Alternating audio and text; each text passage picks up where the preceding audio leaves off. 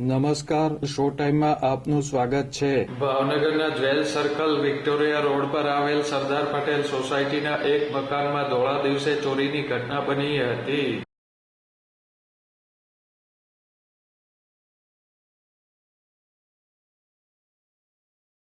Sardar Patel society વિભાગ 1માં રહેતા ઉષાબેન નરેશભાઈ જોશી તારીખ 7 એપ્રિલના રોજ પરિવાર સાથે એક પ્રસંગમાં ગયા હતા. ત્યારે બપોરના સમયે તેમના બંધ મકાનમાં ચોરી થઈ હતી.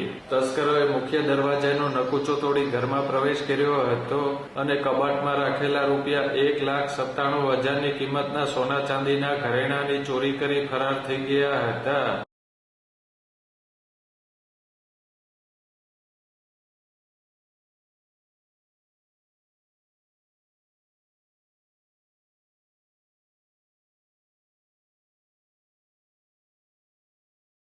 ચોરીની આ ઘટના અંગે ઉષાબેન જોશીએ બોરતળાવ પોલીસ મથકમાં ફરિયાદ નોંધાવી છે.